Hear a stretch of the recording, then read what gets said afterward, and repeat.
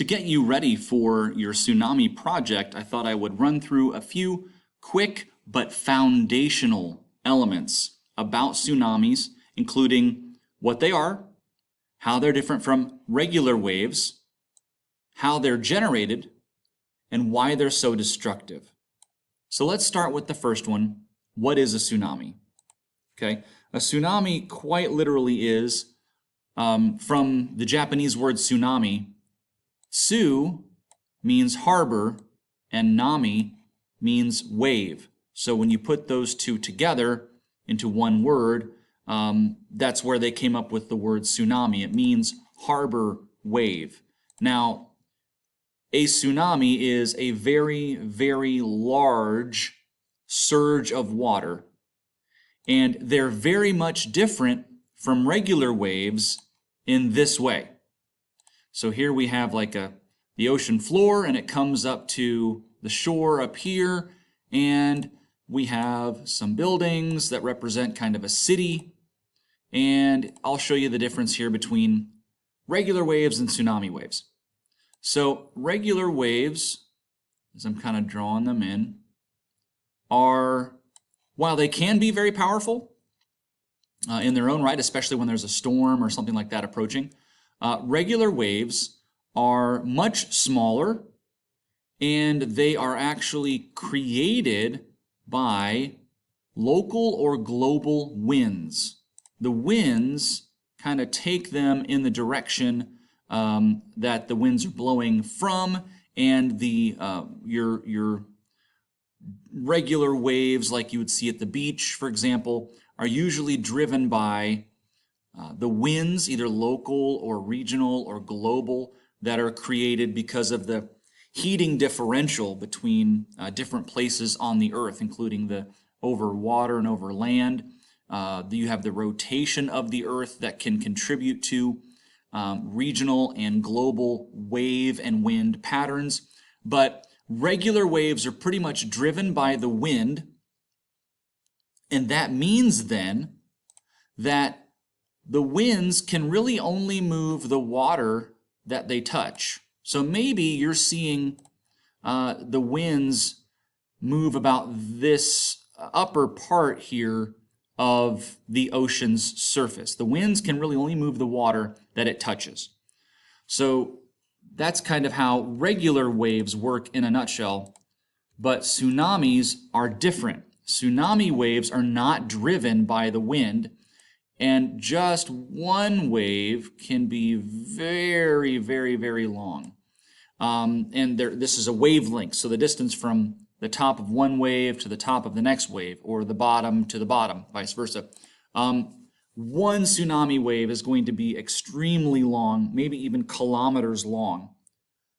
And they're not created or generated in the same way that regular waves are, which leads us to the next question. So how are tsunamis made? If they're not driven by the wind, then what makes them?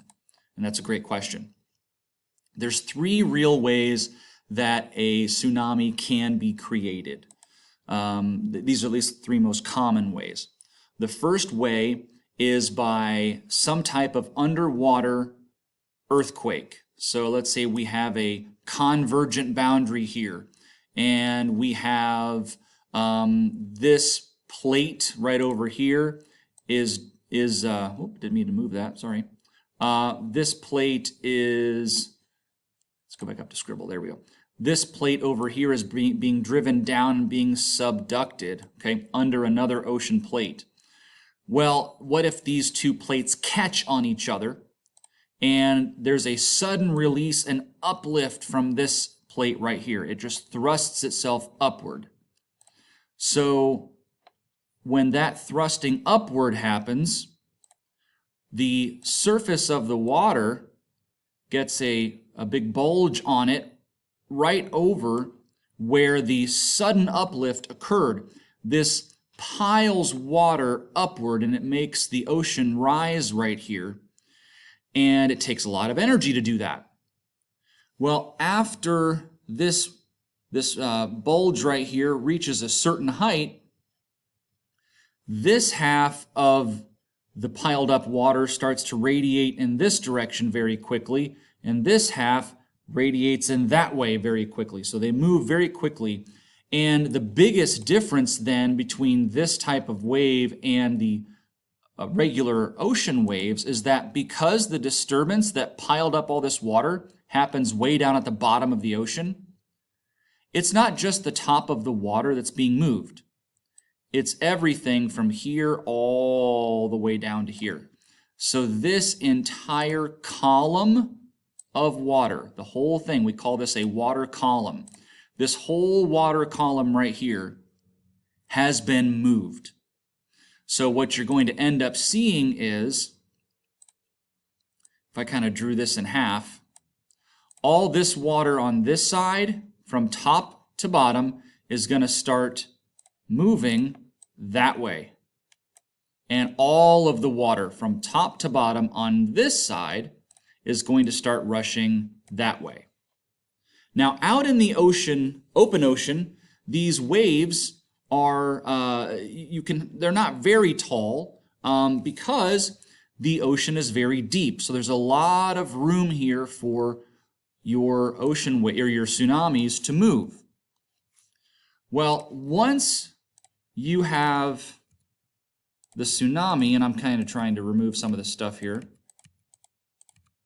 Once the tsunami gets closer to shore over here, what happens is it starts to run up on itself and pile up because the ocean floor is starting to get shallower and shallower and shallower. So the front of the wave slows down because it's encountering the friction of this rising ocean floor as we get closer to like the beach. But the back of the wave is still moving very, very quickly. So the back of the wave catches up to the front of the wave and kind of piles up on itself like that. And that's how tsunamis are really most commonly, they're generated by an underwater earthquake. There are other ways that tsunamis can be generated. And one of them is if there was some type of maybe volcanic eruption. So let's say there's a volcano out here in the distance, and we have our ocean here, and we have a volcanic eruption that is so violent that it kind of explosively erupts, and part of that volcano actually slides off down into the ocean. It's like a landslide in one quick motion. If that were to happen, this would send off a very large tsunami very quickly, and that would radiate, kind of that way very quickly, and that would go as far as it would just keep going until it reaches a shoreline somewhere. That could be thousands of miles. So a very quick landslide, a great disturbance into the water like that will pile up the water and send a tsunami. And another way that this can happen, and it has happened in the past, but I don't think this has happened in human history that I am aware of, but you could even have, say, a meteorite impact, and you've got the ocean here. You can have some type of space object or a planetary, but hopefully not a planetary body, but a meteor, an asteroid. One of these things can come crashing into the ocean, and as that does crash into the ocean, it will send off a very, very large kind of rippling effect here where you get where this has comes crashing through here, and it ripples giant tsunamis in all directions. And that is something that would be catastrophic no matter what shore you lived on, whether it was this one or a distant one off in the other direction. Why are they so destructive?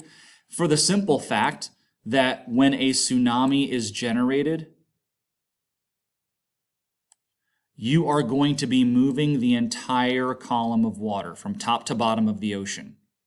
So there's so much water volume here that's being moved. That's not the way with regular ocean waves. So with regular ocean waves, the only water that's really moving is what's being pushed by the winds. Now, in a storm or something like that, that could be a good amount of water, but nothing like the amount of water that is moving during a tsunami, because the entire water column has been disturbed from top to bottom. So this whole area of water here is moving, and it's moving very quickly, and it's moving toward this shore, and it's also moving toward the other distant shores, wherever that might be. So our last question really is, well, can we stop tsunamis? Because they are a danger to life and property. There are certain things that we can do to maybe try to lessen their effects. And there are very, very smart people trying to work on the answer to this question. Can we stop tsunamis? Are there futuristic technologies available that we can start using maybe out in the open ocean to try to break these up before they get close to shore and lessen the impacts? While other people are trying to work on this question, I would like for you to work on a different question. And that question is, how can we prevent massive loss of life and property due to tsunamis?